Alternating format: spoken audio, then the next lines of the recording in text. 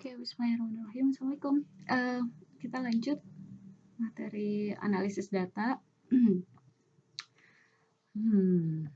Jadi kita masuk sekarang ke yang topik selanjutnya tentang pendugaan parameter populasi. Jadi sebenarnya kalau kita ingat-ingat kembali yang sudah kita pelajarin selama ini gitu ya. Jadi sebenarnya kalau struktur data itu kita pecah gitu, maka data itu bisa terpecah menjadi dua komponen, yaitu komponen sistematik yang teratur gitu ya, yang menunjukkan lebih dominan keteraturan, dan komponen stokastik. Nah, di komponen stokastik ini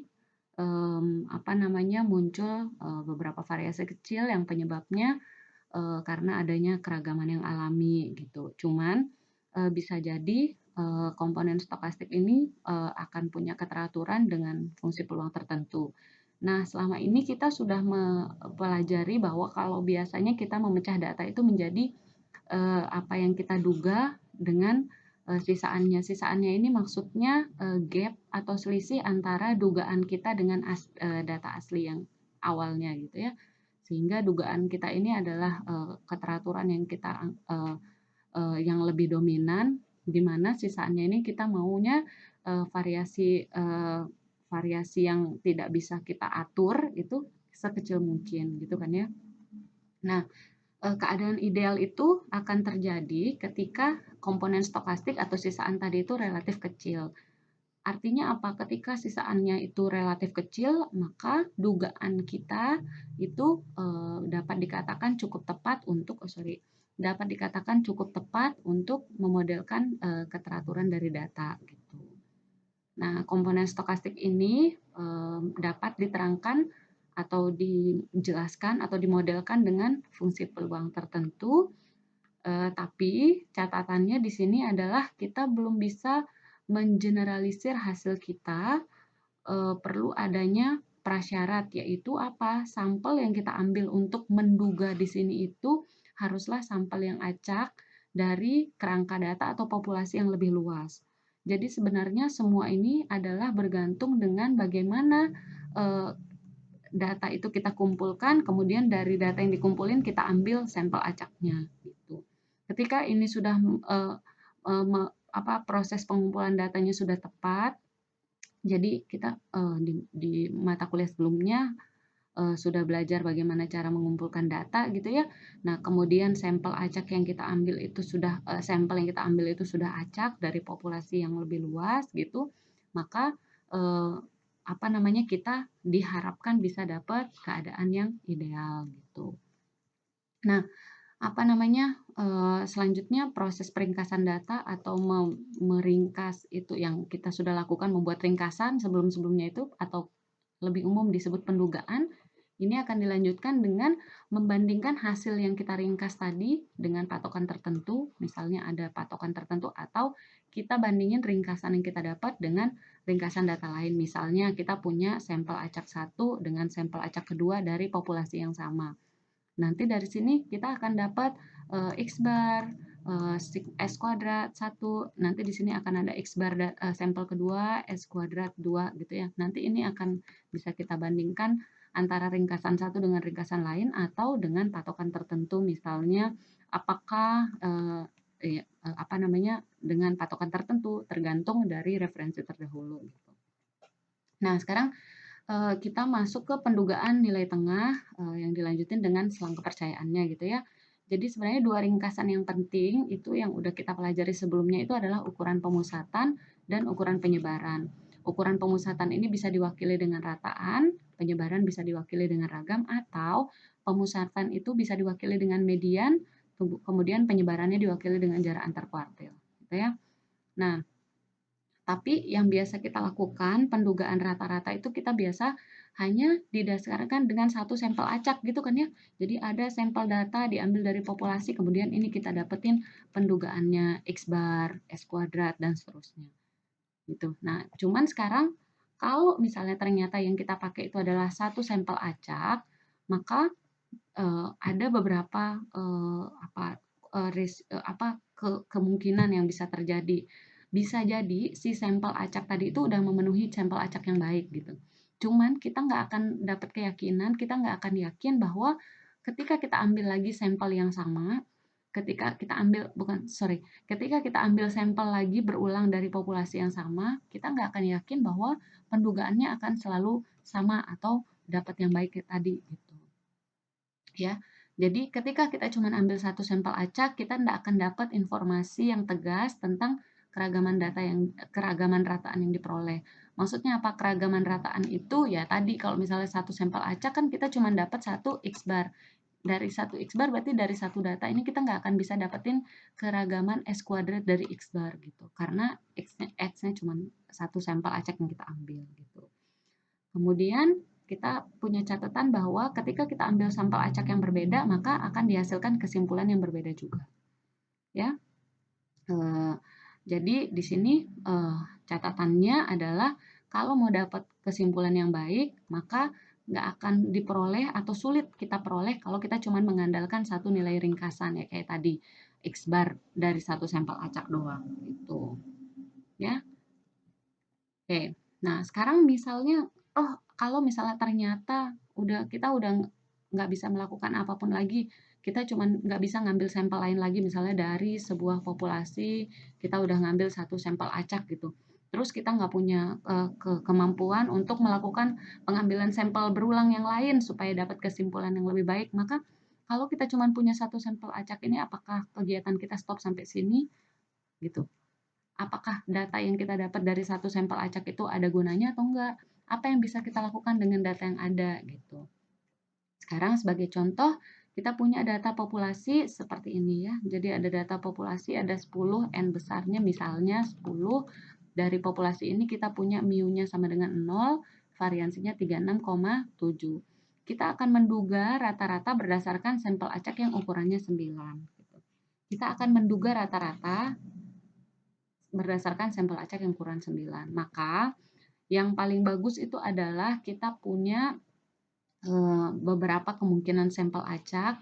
Jadi kalau kita punya populasi 10 terus kita mau ambil kemungkinan sampel acaknya 9 dengan ukuran 9 ini n kecil sama dengan 9, maka cara yang bisa kita lakukan adalah kita punya 10 kemungkinan dengan cara menyisihkan satu angka. Jadi di sini 10, 7, min 6 sampai min 8, di sini 10-nya hilang. 10 ini kita delete. Di sini 7-nya yang kita delete. Di sini 3-nya yang kita delete dan seterusnya. Jadi kita bisa dapat yang tadi populasi sama dengan 10, kita akan ambil N sama dengan 9. Gitu. Nah, dari sampel acak pertama kita dapat X bar 1, X bar 2, X bar 3 dan seterusnya. Terus dapat variansi 1, variansi 2, 2 dan seterusnya sampai variansi ke-10 dan X bar ke-10. Gitu kan ya. Ternyata ketika kita rata-ratakan dari rata-rata ini didapatlah rata-rata sama dengan 0 ini mu dari X bar. Ternyata mu dari X bar itu sama dengan mu populasi sama dengan 0 gitu. Ya, gitu. Nah, jadi dari sini kita bisa dapat rataannya bervariasi tadi ya beda-beda rataannya min 1,1, min 0,8 artinya apa? Setiap orang akan mempunyai kemungkinan untuk dapat ringkasan yang berbeda tergantung dari sampel acak yang dia ambil gitu. Kalau kita cuma mempertimbangkan satu sampel apakah kita sudah cukup puas? Ternyata sebaiknya tidak sampai di situ saja gitu. Dari sampel berulang kita peroleh sekumpulan nilai baru dengan nilai rataan dan varian tersendiri. Nilai ragam ini menunjukkan ketelitian ya, oke. Jadi dapat sekumpulan nilai baru tadi tuh ini X1 bar, X2 bar dan seterusnya ini mempunyai mu X bar dan S kuadrat dari X bar gitu. Nah, nilai ragam ini menunjukkan ketelitian dari rataan gitu. Semakin kecil ragamnya, maka semakin memadailah sampel acak kita. Artinya apa? Data yang kita ambil semakin homogen dan gap atau penyebarannya dari rata-rata itu kecil. Nah, di sini kita dapat bahwa rata-rata adalah penduga yang tak bias. Kenapa? Karena mu dari X bar itu adalah mu. tak bias itu kan artinya ekspektasi harapan dari X bar itu sama dengan mu. Gitu. Harapan ini kan rata-rata ya, sebenarnya rata-rata dari rata-rata itu sama dengan rata-rata populasi. Gitu. Jadi disebut sebagai penduga tak bias. Ini sudah dipelajari di mata kuliah sebelumnya ya. Jadi kita lanjut. Nah, bila contoh kita ambil secara acak dengan ukuran sampel cukup besar, jadi kalau kita ambil N yang cukup besar, maka biasanya kalau di bukunya Aunudin atau di bukunya Draper and Smith di sini dibilang N lebih besar dari sama dengan 30, ini udah dibilang ukuran yang cukup besar, maka pola sebarannya akan makin dekat ke distribusi normal dengan rata-rata mu dan variansi sigma kuadrat jika ukuran sampelnya makin diperbesar. Ini ada di central limit theorem, udah kita belajar di sebelumnya ya. Ini diingetin aja. Nah, kalau pola sebaran rataan diketahui, maka kita bisa lihat variasinya berdasarkan selang kepercayaan. Nah, sekarang kita lihat selang kepercayaannya untuk rata-rata, karena di sini sigma populasi misalnya tidak diketahui gitu, kita pakai pendekatan T. Jadi sigmanya diduga dengan S kuadrat. Gitu. Nah, dari sampel acak pertama dibuatlah interval pakai persamaan ini. Harusnya udah di Statdas ya, jadi nggak perlu kita bahas. Tapi silakan dicoba sampai dapat selang yang sama gitu. Nah, selang ini kan pakai alfa, saya pakai alfa 95%. Ya, selang pada tingkat 95% ini artinya adalah peluang kita untuk dapat sampel dengan selang nilai yang mencakup mu. Jadi kita punya selang mencakup si mu itu peluangnya dari 95%. Atau dalam 100 dalam 100 kali penarikan sampel, 95% diantaranya itu selangnya ada mu di dalamnya. Mu-nya tadi kan 0 ya. Sini kita bisa lihat ini ya alhamdulillah. Kebetulan kan kita nggak bisa percaya sama data ya. Jadi kita lihat contoh pertama, apakah 0 ada dalam selang ini? Oh benar ada. Gitu. Jadi ketika kita mencoba 100 kali percobaan, maka 95% diantaranya 0 itu ada di dalam interval yang kita dapat. Gitu. Ya. Nah, ini ada alternatif untuk menduga nilai tengah. Jadi kenapa harus ada alternatif pendugaan nilai tengah? Jadi pendugaan nilai tengah itu nilai tengah atau min. Jadi min itu adalah suatu ringkasan yang sangat rentan terhadap pencilan. Artinya apa? Ketika ada pencilan, minnya akan langsung berubah drastis. Apakah jadi besar banget ataukah jadi kecil banget. Bayangkan kalau saya punya 0, 1, 2, 3, ini saya dapat rata-rata kan ya. Ketika tiba-tiba saya tambahin 100, maka rata-ratanya akan otomatis geser banget gitu. Ya kan? Nah, di sini dikatakan min rentan terhadap pencilan. Tapi kalau ini tadi min, kalau median itu tidak terpengaruh, tapi pada selang tertentu pengaruhnya lebih terasa di median daripada di min. Contoh, ini kalau tadi, ini mediannya tadi 1,5 sebelum ada 100. Begitu ada 100, mediannya jadi 2, jadi nggak terlalu terpengaruh dengan pencilan. Tapi pada selang tertentu, pencilan itu akan memberikan pengaruh yang lebih terasa pada median dibanding rataan. Nanti kita lihat contohnya.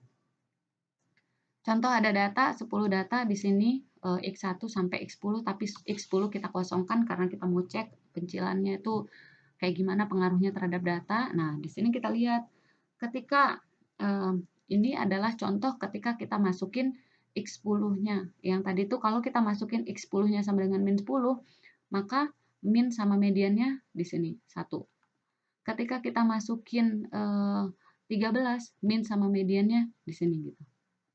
Ketika kita dan seterusnya gitu. Ngerti ya cara bacanya?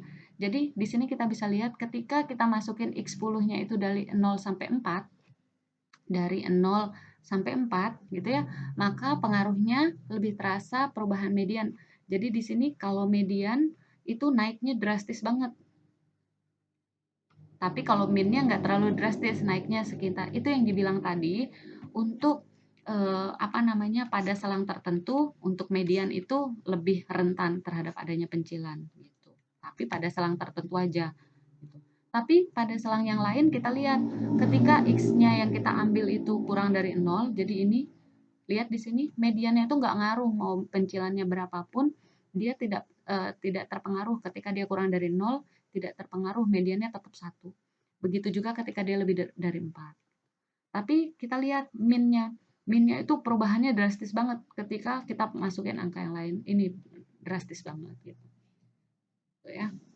Jadi, kalau X10 itu adalah pencilan, min itu akan sangat terpengaruh. Ya, pencilan tuh artinya dimasukin gede banget atau kecil banget gitu. Jadi, kalau dimasukin X-nya pencilan, maka rata-rata akan sangat terpengaruh. Di mana median tidak terlalu terpengaruh atau dia resisten atau tahan terhadap adanya pencilan kecuali pada selang tertentu tadi. Gitu. Ya. Nah, sekarang kita akan tenang pakai si rata-rata sebagai nilai tengah atau ukuran pemusatan itu syaratnya adalah ketika datanya simetrik dan tidak ada pencilan gitu kan artinya ya. Jadi nah selain itu kalau ternyata ada pencilan maka yang kita pakai solusinya kita pakai median gitu. Ya. Cuman ada masalah lagi, median itu ternyata bukan alternatif terbaik karena apa? Kalau datanya terlalu besar, kita harus urutin dulu, terus habis itu baru kita cari di mana dia mediannya, gitu kan ya. Terus habis itu dia kurang mempertimbangkan pola sebaran data karena dia cuman ngebagi aja dua, padahal bisa jadi di sini tuh 0 1 1 1 1 1 1 1 1 1 1 1 1 ternyata di sini 100 gitu. Jadi dia nggak ngecek pola sebaran data, nggak kayak rata-rata. Makanya dia bukan alternatif terbaik. Oleh karena itu, muncullah alternatif lain kalau kita mau menduga ukuran pemusatan atau nilai tengah, yaitu dengan menggunakan trim min atau rata-rata yang ditrim, dipangkas. Gitu. Nah, sekarang kita lihat rataan terpangkas. Jadi simbolnya kalau rata-rata biasa kan min X bar gitu ya. Kalau rataan terpangkas disimbolin T, alfa, X gitu. Dimana alfanya ini adalah yang mau dipangkas itu sebesar alfa gitu. Jadi kita caranya adalah trim min ini adalah kita memangkas bagian yang paling besar atau paling kecil. Jadi misalnya kita punya data. Oh, saya mau pangkas 5%. Berarti di sini 5%, data 5% yang di kiri, data 5% yang di kanan itu kita pangkas, kita buang. Baru kita hitung rata-ratanya. Jadi dia buang yang outlier pencilan itu gitu. Itu namanya trim min. Tuh. Nah, ada dua keadaan bagian bagian yang dipangkas sebesar alfa, di mana alfa itu bisa kelipatan dari 1/n, misalnya n-nya sama dengan 10, berarti alfanya bisa 1/10 alias 10%, bisa kelipatan ya, dan seterusnya gitu ya. Tapi bisa jadi bukan kelipatan 1/n, misalnya pakai 15% dan seterusnya. Nah, sekarang kita lihat persamaannya. Oh, sebelumnya prosedur umumnya dulu, jadi caranya sama kayak menghitung median. Jadi sebenarnya kalau pakai kasus ini sebenarnya nggak lebih efisien sih dibanding median kalau mempertimbangkan yang tadi median harus ribet ngurutin data. Karena ternyata ini juga ngurutin data. Jadi urutin data, kemudian habis itu kita tentuin berapa besar fraksi yang akan kita pangkas. Nah, ini besar fraksi yang akan kita pangkas tuh misalnya kita pilih 10%, artinya alfanya kita akan pangkas 5% di ujung kiri dan 5% di ujung kanan. Gitu. Kemudian habis itu baru deh kita cari rata-ratanya. Untuk tahu berapa banyak data yang dipangkas di kedua ujung, kita bisa pakai alfa kali n. Misalnya n-nya sama dengan 10, terus alfanya 5%. Berarti yang kita pangkas itu adalah 5/100 kali 10 gitu ya. Jadi 5 dibagi 10 berapa sih? 0,5 gitu. Jadi 0,5 di kiri sama 0,5 di kanan yang akan kita pangkas. Jumlah data yang baru setelah dipangkas itu adalah n, jumlah data dikali 1 min 2 kali alfa. Ini adalah jumlah data baru setelah datanya dipangkas. Nah, nilai rata-rata data setelah dipangkas. Tadi kan kita di tahap ketiga baru kita akan menentukan rata-rata setelah dipangkas. Nah, ini persamaannya. Kan ada dua keadaan tadi ya, kalau dia kelipatan n sama kalau bukan kelipatan n. Kalau kelipatan n berarti ngitung rata-rata terpangkasnya atau trim min-nya itu adalah tinggal x alfa n tambah 1, x alfa n tambah 2, dan seterusnya. Misalnya tadi alfa n-nya kan 0,5 ya. 0,5 tambah 1 berarti x 0,5 tambah 1 dan seterusnya gitu. Dapatlah trim min-nya.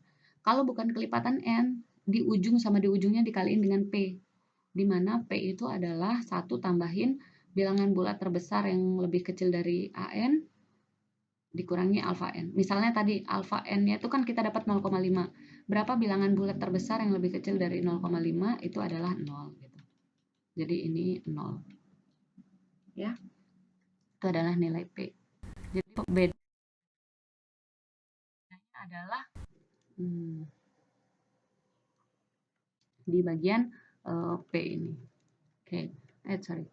Contoh kita punya data 10 data 24 dan seterusnya gitu ya. Nah, dari data ini kita akan tentukan rata-rata terpangkas 10% pada masing-masing ujung gitu. Berarti kalau di sini lihat dulu rata-rata awal data tuh 44,8. 10% pada masing-masing ujung berarti alfanya 10%, 0,1 alias kelipatan dari N, berarti kita pakai rumus kelipatan dari N. Kita masukin, oh ini banyak yang terpangkas, ini adalah sisa datanya. Terpangkas di masing-masing ujung. Di ujung buang 1, ujung buang 1, jadi ini dibuang gitu kan ya. Berarti dia sisanya adalah 1/8, terus rata-rata tengah yang ini sisanya. Dapat deh, jadi rata-rata yang rata-ratanya adalah 40,6. Gitu. Nah, ini lebih bagus dipakai daripada 44,8 karena kemungkinan ini outlier gitu. Kalau dia ternyata ada outlier gitu. Kemudian gimana kalau apa namanya yang bukan kelipatan? Misalnya kita pakai alfa 10% tadi kan udah ya. Kalau kita pakai alfa 15% berarti kita akan masukin unsur P di sini. Tadi dengan persamaan yang tadi ya. Kalau 0% artinya nggak ada yang dipangkas, artinya ya ini adalah rata-rata biasa X bar sebenarnya.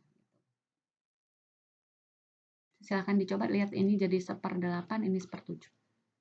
Nah, kemudian selain trim min atau rataan terpangkas, ada juga rataan tertimbang yang mana ini adalah bentuk lain dari trim min. Rataan tertimbang itu dikasih bobot. Tertimbang itu weighted min. Jadi dia dikasihin bobot setiap pengamatannya itu gitu. Ya, persamaannya adalah W ini adalah bobotnya. Jadi T-nya rata-rata tertimbangnya itu adalah sigma WI XI dibagi sigma WI. Di mana yang ini adalah LI. Ini adalah si LI di mana kalau LI-nya ini dijumlahkan, dia nilainya adalah 1. Contoh, kalau kita mau punyain penggunaannya adalah ketika kita mau kalian dapat nilai akhir mata kuliah gitu kan ya. Misalnya kalian dapat tugas 75, ujiannya 60, prakteknya 70. Dikasih tahu bobotnya itu adalah 20% tugas, 50% ujian dan prakteknya 30%. Berarti kalau mau dapat rata-ratanya gimana? Dikalikan kan dengan bobot masing-masing. Ini kali ini, dan ini kali 30 gitu kan ya. Di mana sigma dari 20%, 50% sama 30% itu adalah 1. Ini sigma LI-nya. Jadi diberi bobot gitu. Artinya apa? Ini nggak boleh dapat kesempatan yang sama karena tugas itu nggak sebesar nilai ujian dan nilai praktek itu nggak sebesar nilai ujian juga gitu. Jadi ada tertimbangnya, ada weight-nya, ada bobotnya. Ini dapatnya bobotnya 66. Ini bisa pakai cara yang kalau itu ini pakai cara yang tertimbang tadi, sigma weight. Nah, rataan tertimbang ini dapat dipakai sebagai alternatif untuk menduga nilai tengah yang resisten terhadap pencilan atau tahan terhadap pencilan. Artinya apa? Kalau dia terlalu memencil, bobotnya biasanya dikasih lebih kecil gitu. Sehingga bisa jadi ketika mau berapapun besarnya, bobotnya itu pencilan tidak akan terlalu ngaruh karena pengalinya itu kecil gitu. Itu salah satu kegunaan rataan tertimbang. Misalnya 1, 2, 3 sama 100 gitu. Tapi 100 ini misalnya dapat 20%, 20%, 20%. Sorry. Misalnya ini 30, 30, 30 ini dapat 10 doang. Jadi dia pengalinya kecil sehingga nggak akan terlalu sumbangannya terhadap dugaan itu mengecil atau bahkan tidak ada gitu. Nah, dengan apa namanya, pendugaan yang tahan terhadap dengan rataan tertimbang ini dilakukan secara iteratif. Jadi kita harus iterasi sampai dapat nilai yang paling dekat dengan nilai sebenarnya gitu. Prosesnya iterasi. Misalnya kita pakai pendugaan awal, itu kita simbolin T. T awal ini kita bisa pakai min-nya atau mediannya, tapi sebaiknya pakai median karena kita udah tahu median tadi itu lebih resisten dibandingkan min gitu ya secara umum. Kemudian ukuran penyebarannya adalah median dari absolut XI, median dari XI, apa sih, median dari hasil absolut XI dikurangin dugaan awal, dugaan TJ-1. Nanti kita lihat di contoh. Ya. Kemudian ukuran simpangan relatifnya. Simpangan relatifnya itu adalah persamaannya itu adalah XI min TJ min 1 per CS, C-nya konstanta, S-nya ukuran penyebaran, di mana J-nya itu adalah iterasi ya. Jadi untuk iterasi pertama misalnya J sama dengan 1, maka UI ini sama dengan XI min T pangkat 0 CS gitu kan ya. Sehingga XI kalau maka XI ini adalah UI CS tambah T0 gitu. Nanti ini kita pakai di persamaan setelahnya. Ini penurunan rumus aja, nanti bisa dicek pelan-pelan. Kemudian rataan tertimbangnya rumusnya itu adalah ini ya tadi ya. T karena iterasi gitu, jadi iterasi ini misalnya T iterasi pertama gitu kan, iterasi ke 0 nilai awal bisa pakai median tadi ya. Kemudian T iterasi pertamanya itu adalah tinggal ini pertama, tinggal ganti 1. Di mana W itu adalah bobot yang atau penimbang yang simetrik gitu ya. W minus U itu sama dengan WU, tengah-tengahnya adalah 1. W dari 0 itu adalah 1. Kemudian dilakukan iteratif sampai dapat konvergen. Konvergennya kapan? Ketika T ini adalah penduga akhir. Ibaratnya ini T akhirnya dikurangin T aslinya itu dugaan dengan aslinya itu kalau bisa mendekati 0. Konvergen ketika hampir 0 gitu. Nah, ini ada penguraiannya aja ya gitu. Ini T akhir, ini persamaannya, ini T awal. Kemudian menyamakan ini digabung terus sama-sama dikali CS. Gitu ya. Nah, di sini kita bisa lihat yang ini, maka untuk menjamin kekonvergenan maka ini kita mau lebih dekat dengan 0 gitu ya.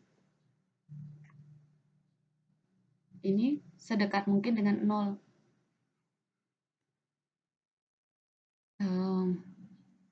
Ya oke. Ini nanti kita bisa lihat di contoh soalnya aja langsung. Kemudian, nah ini dimisalin aja. Misalnya ini adalah PU, gitu ya. Suatu fungsi yang memenuhi di mana jadi ini sigma PUI. Maksudnya kita mau arahin supaya bisa pendugaannya jadi optimasi gitu. Jadi kita mau kan ini kalau mau dekat dengan 0, maka kita akan cari si T yang menyebabkan ini mempunyai nilai yang maksimum atau minimum gitu. Kan optimasi arahnya. Intinya kita mau ini lebih dekat ke 0 gitu kan ya. Nah, oleh karenanya perlu kita pilih fungsi objektif PUI di mana tadi ini adalah UI kali UI ya. Untuk sehingga kita bisa dapat si bobotnya ini yang bisa kita pakai untuk menduga yang paling resisten gitu. Intinya gini. Intinya kita mau dapat T dikurangin T itu dekat dengan 0 gitu. Ya. Sehingga kita mau cari bobot berapa bobot yang paling paling pas, berapa T penduga yang paling pas sehingga bobotnya ini dekat dengan 0. Atau kita mencari berapa bobot yang pas sehingga penduganya itu dekat dengan nilai aslinya. Ya. Nah, alternatif untuk fungsi objektif tadi, kita kan mau cari fungsi objektif ya. Nah, alternatifnya itu beserta fungsi bobotnya itu ada dikasih dua alternatif. Jadi ada alternatif dari Huber sama ada alternatif dari Tukey. Kita lihat singkat aja ya, alternatif dari Huber.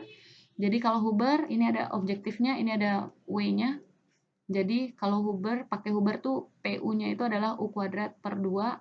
Kalau mutlak U kurang dari K, K mutlak dikurangi dan seterusnya, ini bisa dibaca ya. Nah, atau ini bisa ditulis dalam bentuk ini, gitu. Sehingga ukuran simpangan relatifnya menjadi ya oke. Jadi ini adalah ini sebenarnya bisa tinggal di nanti tinggal diaplikasikan aja. Ini adalah fungsi objektif dari Huber, ini penimbang dari Huber. Di Huber itu disarankan K-nya adalah 1,5.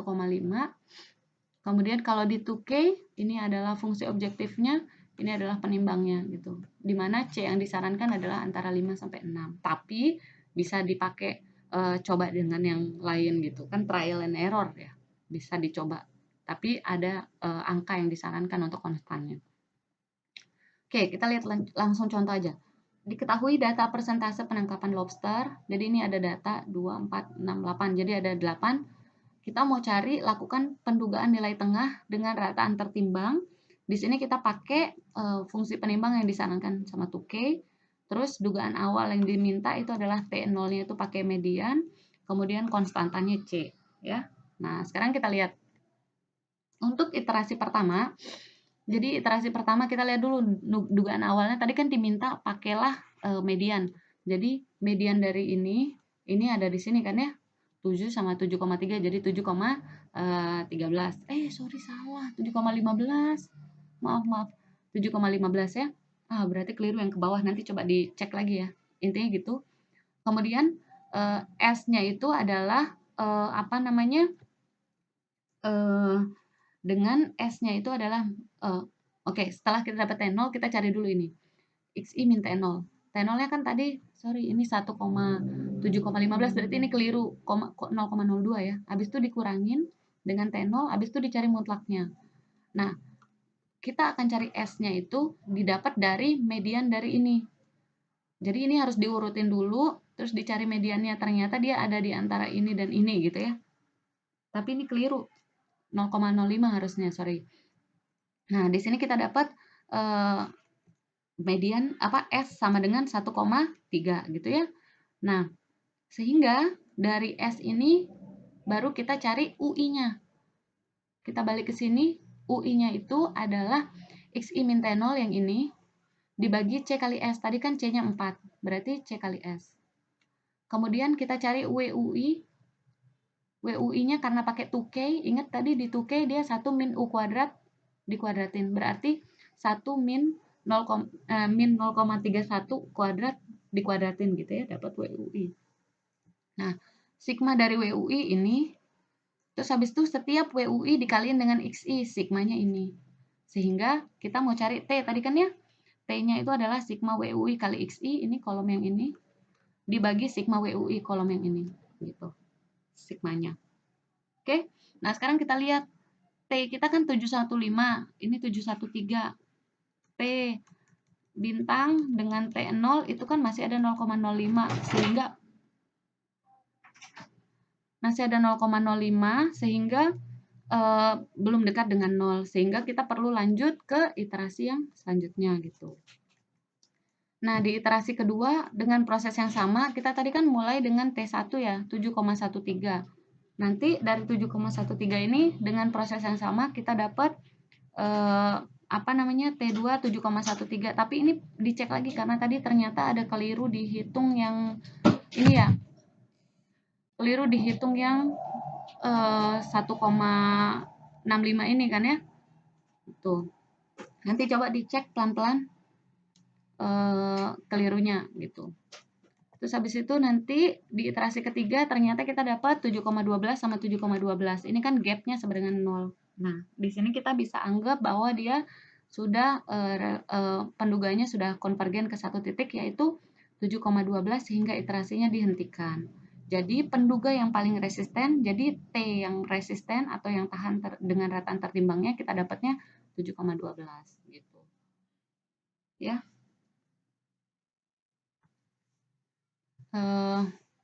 Jadi kita punya tadi alternatif dari min, karena min itu dia apa namanya gampang terpengaruh oleh pencilan, kita bisa pakai median, trim min atau rataan tertimbang gitu ya alternatifnya. Nah, alternatif ini kita harapkan dia resisten dengan adanya pencilan, tapi asumsinya bahwa sebagian besar data itu ada di bagian tengah dan polanya simetrik gitu. Nah, nanti kalau ternyata keadaannya beda lagi, maka kita butuh mencari alternatif-alternatif lain gitu. Ini adalah contoh alternatif yang bisa kita pakai. Kalau ternyata dia nggak simetris, kalau ternyata simetris, maka si rataan dan penduga alternatif tersebut nggak akan sesuai lagi gitu ya. Maka kita harus ada upaya untuk membuat pola itu simetrik dengan misalnya dibuat simetrisnya bisa dengan transformasi data dan lain sebagainya gitu. Kemudian ya itu tadi perlu adanya tahap analisis data yang kita udah bahas dari kemarin. Jadi sebaiknya dibuat dulu eksplorasi awal, dibuat scatter plotnya kah, ada pencilannya kah, dan lain sebagainya, box plot dan lain sebagainya gitu ya. Oke, ya semangat. Assalamualaikum.